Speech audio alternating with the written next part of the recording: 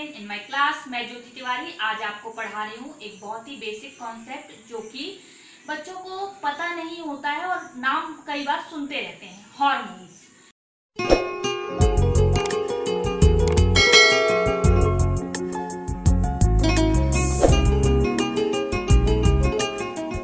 What is hormone? तो hormone जो है वह एक केमिकल मैसेंजर है। इसका मतलब ये किसकी बनी हुई है? केमिकल्स की बनी हुई है। किस किस केमिकल की बनी हो सकती है ये हार्मोन? ये हार्मोन या तो प्रोटीन की बनी हो सकती है, या कोलेस्ट्रॉल की बनी हो सकती है, और अमीनो एसिड की। अमीनो एसिड जो है वह प्रोटीन की एक बेसिक फंक्शनल यूनिट है। इसका मतलब जब ढेर सारे अमीनो एसिड मिलते हैं तब वो क्या बनाते हैं? तब वो एक प्रोटीन बनाते हैं। लेकिन जब कोई हार्मोन ऐसी हो जिसमें सिर्फ और सिर्फ एक या दो अमीनो एसिड मिले हों, एक या दो अमीनो एसिड हों, तो वो क्या कहलाती है? वो हार्मोन कहलाती है कि वो बेसिकली अमीनो एसिड की बनी हुई है, ना कि प्रोटीन की बनी हुई हो। अब जो हार्मोन्स प्रोटीन की बनी है उनके एग्जाम्पल क्या है? Thyroid stimulating hormone, luteinizing hormone, follicle stimulating hormone, prolactin hormone, और भी बहुत सारी हार्मोन्स होती हैं। तो कॉम्पिटिटिव एग्जाम में बेसिकली क्या पूछ लिया जाता है कि प्रोलैक्टिन हार्मोन जो है वो किससे बनी हुई है, या ऐसी कौन सी हार्मोन है जो प्रोटीन से बनी हुई है, और आपको 4 ऑप्शन दे दिए जाएं। दूसरी बात करें कोलेस्ट्रॉल। कोलेस्ट्रॉल की जो बनी हुई हार्मोन्स होती हैं उनको हम बोलते हैं स्टेरॉइड हार्मोन। क्या बोलते हैं? Steroid hormone.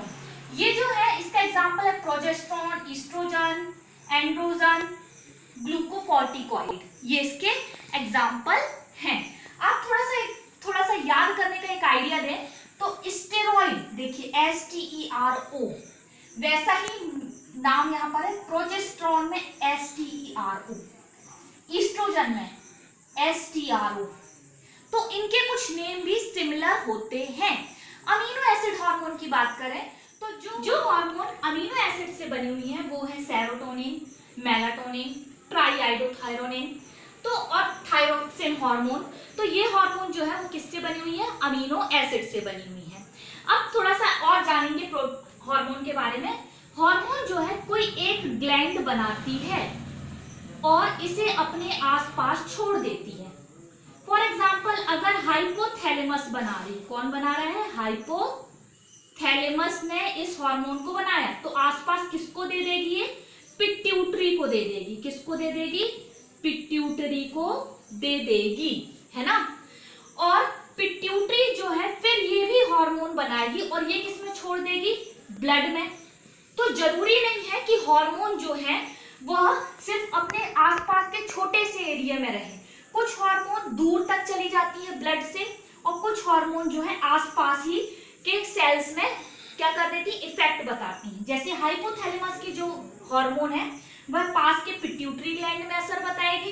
पिट्यूटरी ग्लैंड की जो हार्मोन है वो दूर जाकर किसी और ग्लैंड पर इफेक्ट करेगी। अब ये दूर वाली जो ग्लैंड है वो कोई सी भी हो सकती है।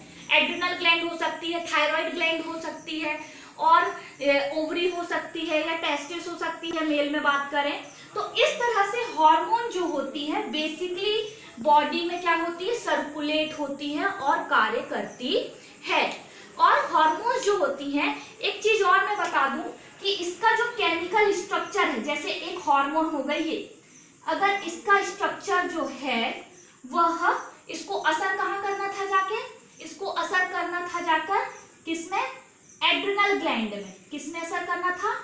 एड्रिनल ग्लैंड में। तो ये एड्रिनल ग्लैंड में जाकर कैसे असर करेगी? वहां की सेल में जो प्रोटीन प्रेजेंट होंगे उस प्रोटीन पे जाकर ये असर करेगी। तो इसकी जो पहचान है वह किसके पास होगी? एड्रिनल ग्लैंड के सेल के पास ही होगी। इसलिए ये हार्मोन जो है एड्रिनल ग्लैंड पर ही असर करेगी, ना कि ये जाकर आपके लीवर पे असर कर देगी, ना ही ये पैंक्रियास पर असर कर देगी। क्यों?